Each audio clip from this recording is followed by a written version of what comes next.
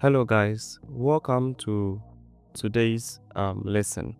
In today's lesson, we are continuing with our social media graphics lesson, and we are going to learn how to recreate this particular design from scratch.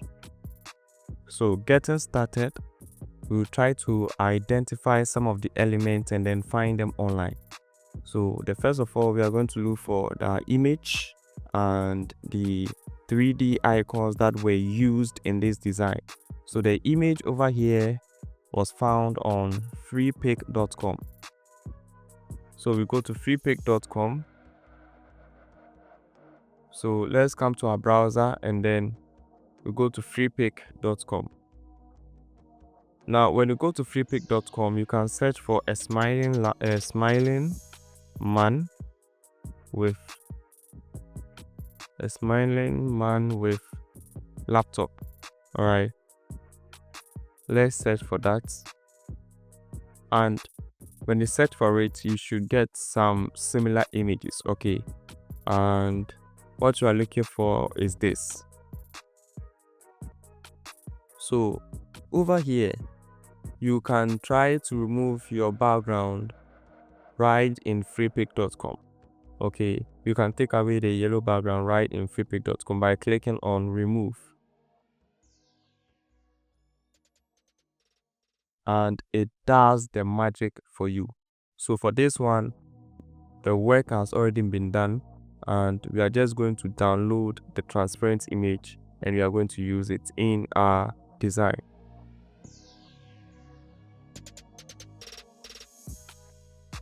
So the next thing we are going to look out for is the 3D YouTube icons. Okay, so you go to your browser, let's go to google.com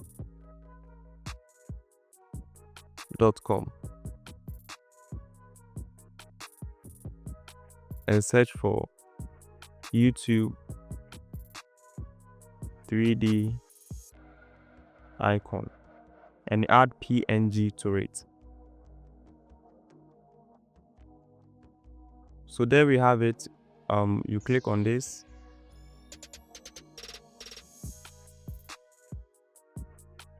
so it leads us here and we look for the right one we want. So looking at this, let's go in for we can go in for any of these ones. So we can use any. Let me see. Does this look? Let's take this one. So let's download this one over here and we click alphabets. So this verification process, you go through it to download a transparent image, and we'll do the same thing for the Photoshop 3D icon. All right, so we'll come to our browser and type, or we'll go to Google and search for it. So we'll type, instead of YouTube, we type what was it, Photoshop, right? Photoshop. So everything that any icon you are looking for, you can find it on Google just by searching for it, and you click on the link that leads to that particular image. You'll be able to download it. So we pick this guy. Yeah, I'm sure it's this guy, and you download this image PNG file here. So that's it.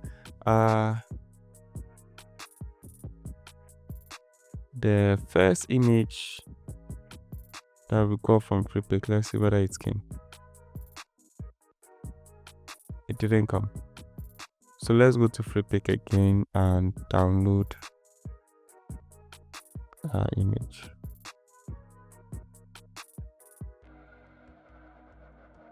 Alive file.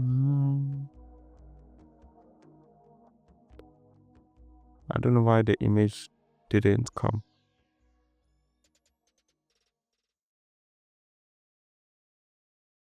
Okay, So we have to press the download button twice. So now it's in. So let's go to Photoshop and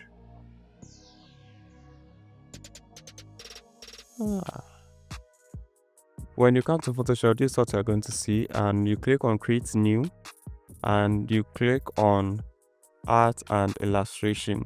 You can choose 1000 by 1000 or 2000 by 2000 depending on the machine you're using.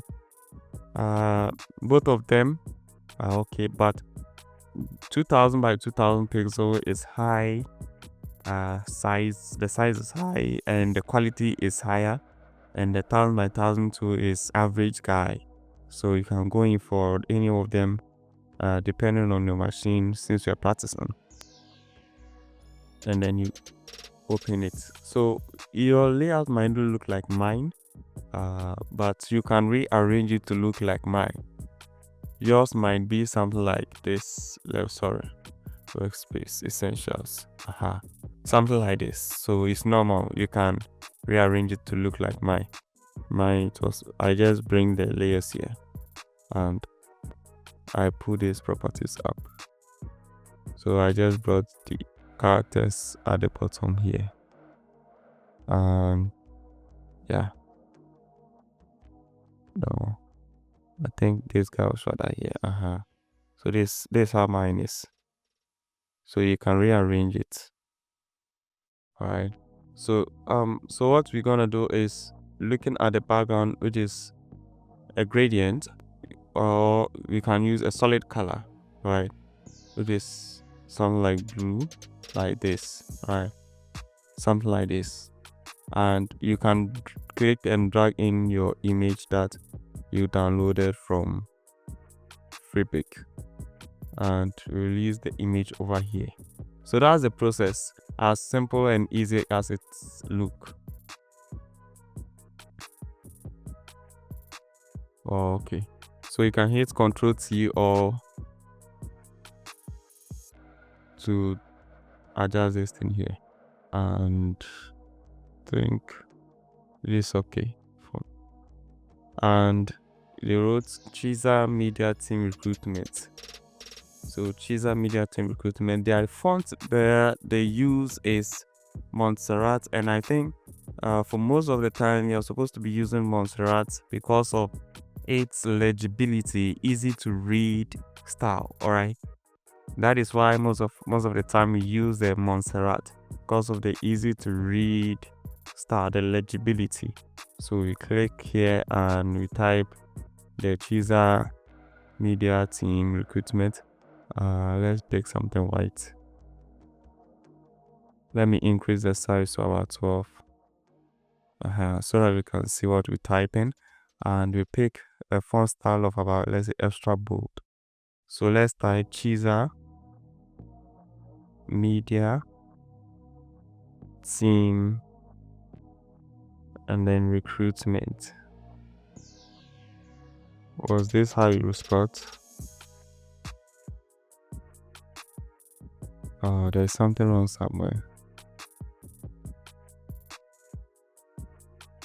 So let's increase the track to about the same 12 and take it to right adjustment.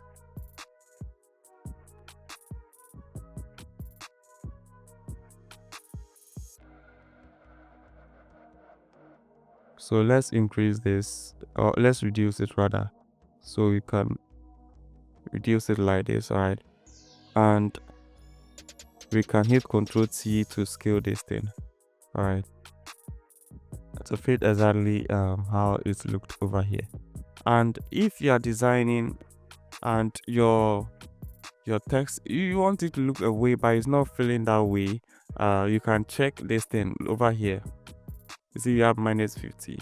You can decrease it to -75 or -100, and you can pick this one to be, let's say, black, right? But I think 50 or 75 is okay. So the design here over here, use something like that, and we increase the size, right? So realize that your background doesn't look like the same, right? The background doesn't like something different. So what you are going to do is you are going to shift this text right behind the image just to add a little bit of sophistication, and you are going to change the color a little soon. So what you are going to do is you create a new layer, pick our brush tool, right?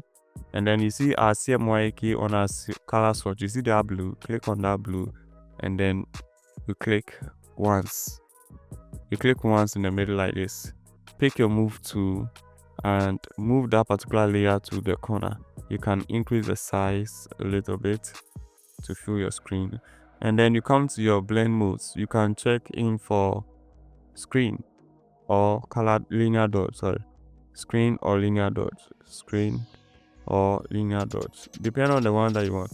So any of these 1, 2, 3, 4, 5. For me, I normally use the screen or the linear dots, right? So you pick this and you see it adds something to your design. It adds that theme. So when it's off, you see that it's very dull, but when it's on, it adds that, you know, popping effect to it. So over here you can add a logo and then the rest of the text at the bottom. So let's bring in the other icons we downloaded. So let's bring in this guy. So one thing is, let's duplicate this thing. So to duplicate, you hold Alt key and you click and drag it, and you adjust this thing here at the back. So you can bring it right below the image at the top here. So you have something like this, and we can have this guy to at the top here, right? Something like that, right? Now to add depth, right? To add depth, we are going to add some blurriness to this particular one, the one at the background, so we can add depth. You see, when you are concentrating on something that is closer to you, all that is at the background becomes blur, right? So we are going to add some blur to this one. To add blur, you go to filter, you see blur, and then when you hover over the blur, this list comes, right? Then select Gaussian blur. So in select Gaussian blur, you can select 7, or you can increase it to about 14.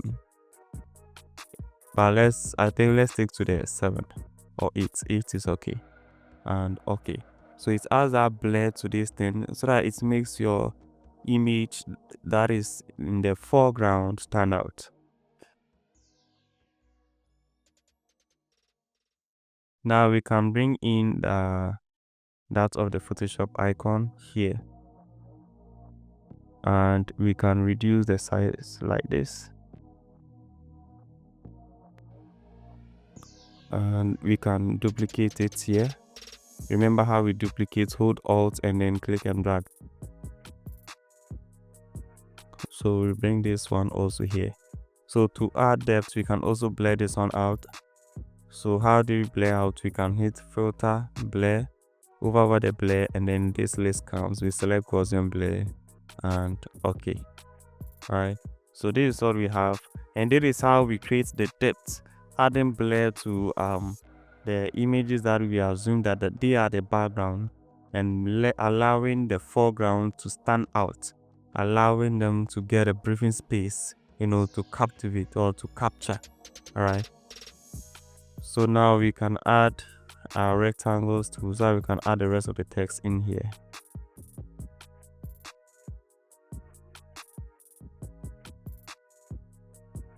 So the rest of graphic design, photography, videography, social media, whatever goes in there, and you bring in your logo at the top. All right, so that brings us to the end of today's lesson. The rest of the work left here, I'll say, is very basic that everyone can do. So I'm going to leave it here, and I'll be expecting that at least you do your best to try your hands on it and share with us your progress or your work with in the group. So see you in our next lesson.